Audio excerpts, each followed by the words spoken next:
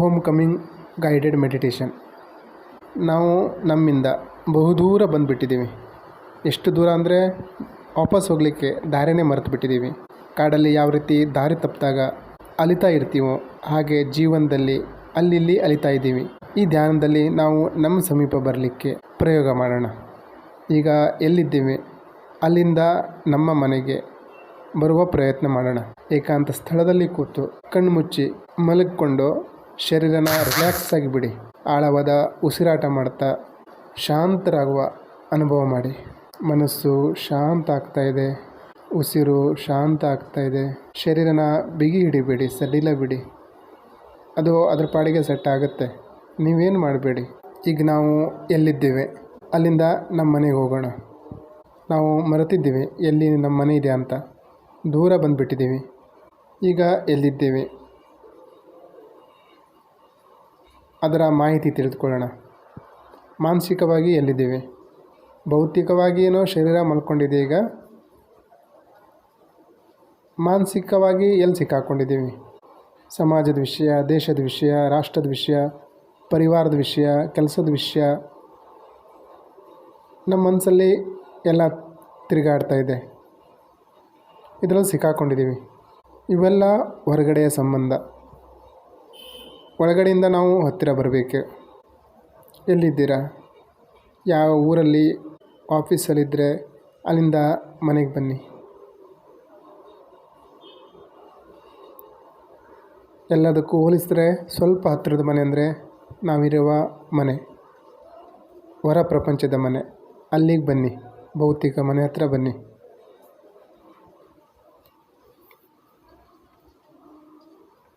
ಹೊರಗಡೆಯಿಂದ ಎಲ್ಲ ಬಿಟ್ಟು ನಿಮ್ಮ ಮನೆಗೆ ಬನ್ನಿ, ವಾಪಸ್ ಬನ್ನಿ. ಮನೆಗೆ ಬಂದ ಮೇಲೆ ಅಲ್ಲಿ ಸಹ ಕೆಲವು ಸಂಬಂಧಗಳಿವೆ, ವಿಷಯಗಳಿವೆ. ಅದರಲ್ಲೂ ಸಿಕ್ಕಾಕೊಂಡಿದ್ದೀವಿ.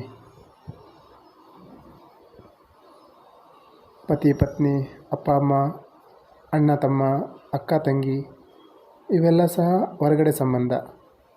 ಇವು ನಮ್ಮದಲ್ಲ. ಸಂಬಂಧ ಇದೆ, ಮಿತ್ರತ್ವ ಇದೆ, ಆದರೆ ಅಸಲಿ ಸಂಬಂಧ ಅಲ್ಲ. ಇದು ನಮ್ಮ ಅಸಲಿ ಮನೆಯೂ ಅಲ್ಲ. ಆದ್ದರಿಂದ ಅಲ್ಲಿಂದನೂ ವಾಪಸ್ ಬರುವ ಪ್ರಯತ್ನ ಮಾಡೋಣ.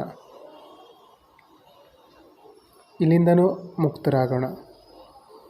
ಯಾಕೆಂದರೆ ಪ್ರತಿಯೊಬ್ಬರಿಗೂ ಅವ್ರದ್ದೇ ಆದ ಸ್ವಂತ ಮನೆ ಇದೆ, ಏಕಾಂತದ ದಾರಿ ಇದೆ. ಒಬ್ಬರೇ ಬಂದಿದ್ದೀವಿ, ಒಬ್ಬರೇ ಹೋಗ್ತೀವಿ. ನಾವು ಯಾರೊಬ್ಬರು ಒಳಗಡೆ ಇಳಿದು ಅವರ ಜೀವನ ಸರಿ ಮಾಡಲಿಕ್ಕಾಗಲ್ಲ, ಅವರ ದುಃಖನ ಅನುಭವಿಸ್ಲಿಕ್ಕಾಗಲ್ಲ. ಹೊರಗಡೆಯಿಂದ ಸಹಾನುಭೂತಿ ತೋರಿಸ್ಬೋದು ಅಷ್ಟೇ. ಒಳಗಡೆ ಇಳಿದು ಅವರ ದುಃಖನ ಅನುಭವಿಸ್ಲಿಕ್ಕಾಗಲ್ಲ. ಹಾಗಾಗಿ ಇದು ಹೊರಗಡೆ ಸಂಬಂಧ. ಹಾಗಾಗಿ ಈ ಸಂಬಂಧದ ಪ್ರಪಂಚದಿಂದ ಮುಕ್ತರಾಗಿ ನಮ್ಮೊಳಗಡೆಗೆ ಒಂದು ರೂಮ್ ಇದೆ, ಅಲ್ಲಿ ಬನ್ನಿ. ಅದೇ ನಿಜವಾದ ಮನೆ, ಅದೇ ವಾಸ್ತವಿಕತೆ, ಅದೇ ವರ್ತಮಾನ. ಒಳಗಡೆ ರೂಮಿಗೆ ಬಂದಿದ್ದೀರಾ, ಅನುಭವ ಮಾಡಿ. ಖಾಲಿತನ ಇದೆ, ಅಂಧಕಾರ ಇದೆ.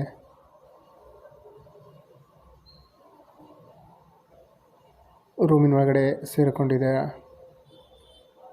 ಅದರ ಡೋರ್ ತೆಗೆದರೂ ಹೊರಗಡೆ ಸಹ ಅನಂತ ಅಂಧಕಾರ, ಅನಂತ ಆಕಾಶ.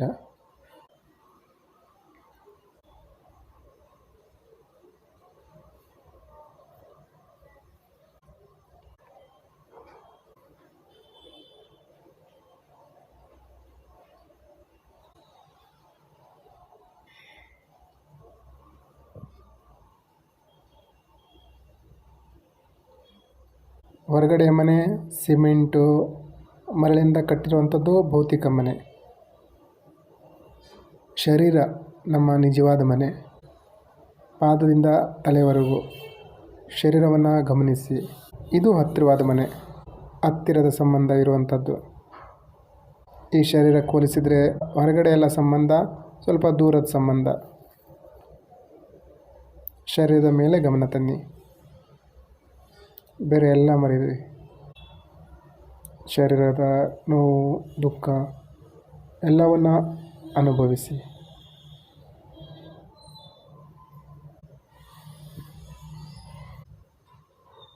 ಈ ಶರೀರ ಸಹ ನಮ್ಮಿಂದ ದೂರ.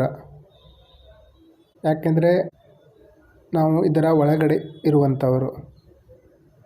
ಹೇಗೆ ಹೊರಗಡೆಯ ಮನೆ ನಾವಲ್ವೋ ಅದರ ಒಳಗಡೆ ಇರುವಂಥವರು, ಹಾಗೆ ಶರೀರ ಸಹ ಮನೆ, ನಾವು ಅದರ ಒಳಗಡೆ ಇರುವಂಥವ್ರು. ನಾವು ಅಲ್ಲಿ ತಲುಪಬೇಕು.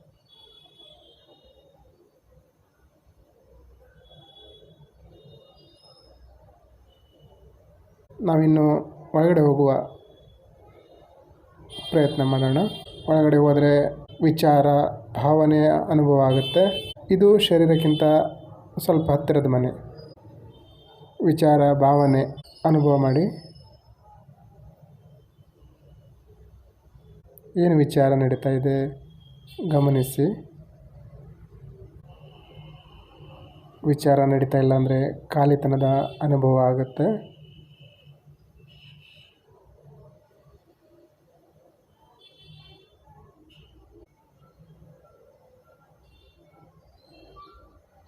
ಇದು ನಮ್ಮ ಹತ್ತಿರದ ವಸ್ತು ಅನ್ಕೋಬೋದು.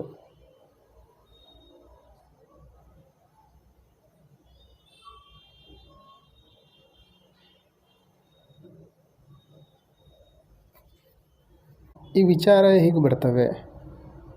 ಶರೀರದಿಂದ ಕಣ್ಣು ಏನೋ ನೋಡ್ತು, ಅದು ಚಿತ್ರದ ರೂಪದಲ್ಲಿ ನಮ್ಮ ಒಳಗಡೆ ಸೇರಿಕೊಂಡು ವಿಚಾರ ಆಯಿತು. ಕಿವಿ ಏನೋ ಕೇಳಿಸ್ಕೋತು, ಅದು ವಿಚಾರ ಆಯಿತು. ಸ್ವಾದ ವಿಚಾರದ ರೂಪ ತಾಳಿತು. ಹಾಗಾಗಿ ವಿಚಾರ ಸಹ ಹೊರಗಡೆಯದು, ಹೊರಗಡೆಯಿಂದ ಬಂದಂಥದ್ದು. ಅದು ನಾವಲ್ಲ. ಇದು ಶರೀರದ ಥರನೇ ಬೇರೆಯದು. ಹಾಗಾಗಿ ಇನ್ನೂ ಹತ್ತಿರ ಬರುವ ಪ್ರಯತ್ನ ಮಾಡೋಣ. ನಾವೀಗ ಸ್ವಯಂನ ಹತ್ತಿರ ಬರೋಣ. ಎಷ್ಟು ಹತ್ತಿರ ಅಂದರೆ ಒಂದಾಗ್ಬಿಡೋದು. ಶರೀರನ ನೋಡ್ಬೋದು, ವಿಚಾರನ ಗಮನಿಸ್ಬೋದು. ಹಾಗಾಗಿ ಅದು ನಾನಲ್ಲ. ನಿರ್ವಿಚಾರದ ವ್ಯವಸ್ಥೆಯಲ್ಲಿ ನಾವು ಯಾರಂತ ಗೊತ್ತಾಗುತ್ತೆ. ಇನ್ನೂ ಹತ್ತಿರ ಬನ್ನಿ. ವಿಚಾರದ ಪ್ರಭಾವದಿಂದ ಹೊರ ಬನ್ನಿ. ಈಗೇನು ವಿಚಾರ ನಡೀತಾ ಇಲ್ಲ. ಅನುಭವ ಮಾಡಿ. ಶೂನ್ಯ, ಖಾಲಿತನ, ನಿರ್ವಿಚಾರದ ವ್ಯವಸ್ಥೆ. ಈಗ ನಾವು ನಮ್ಮ ಮನೆಗೆ ಬಂದಿದ್ದೀವಿ. ಇದೇ ನಾವು. ಇನ್ನೂ ಇದ್ರೊಳಗಡೆ ಹೋಗೋ ದಾರಿ ಇಲ್ಲ. ಶೂನ್ಯ, ಶಾಂತಿ, ಖಾಲಿತನ.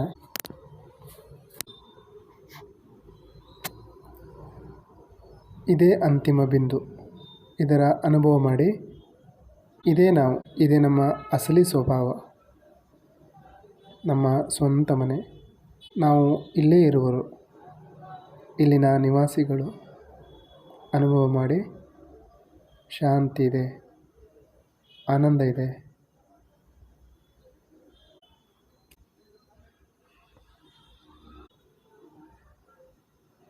ಚೈತನ್ಯ, ಶಾಂತಿ. ಎಷ್ಟು ಶಾಂತಿ ಇದೆ ಗಮನಿಸಿ.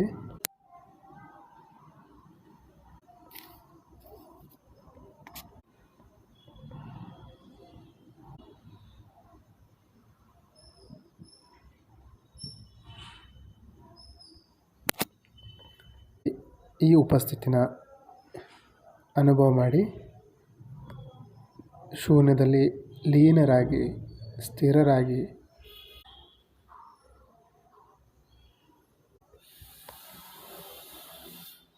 ಎಲ್ಲೋ ಏನೋ ಸೌಂಡ್ ಬರ್ತಾ ಇದೆ. ಮನಸ್ಸಿನ ಮಾತು, ಶರೀರದ ಮಾತು. ಅದನ್ನು ಬಿಡಿ. ಇಷ್ಟು ದಿವಸ ಅದರ ಹಿಂದೆ ಹೋಗಿ. ನಮ್ಮ ಪಾಡೇನಾಗಿದೆ ನಮಗೆ ಅರ್ಥ ಆಗಿದೆ. ಅವು ನಾವಲ್ಲ. ಮನಸ್ಸು ನಾನಲ್ಲ, ಶರೀರನೂ ನಾನಲ್ಲ. ಒಳಗಡೆ ಬನ್ನಿ.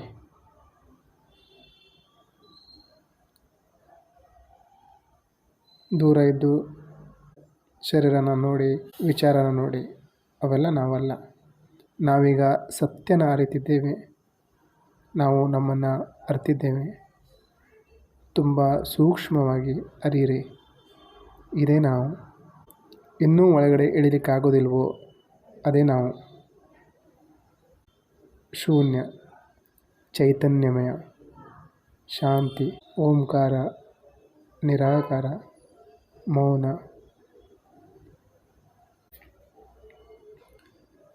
ಅನುಭವ ಮಾಡಿ. ಎಷ್ಟೊತ್ತಿರ್ಲಿಕ್ಕಾಗತ್ತೋ ಇದ್ದು ಆಮೇಲೆ ಕಣ್ಬಿಡಿ.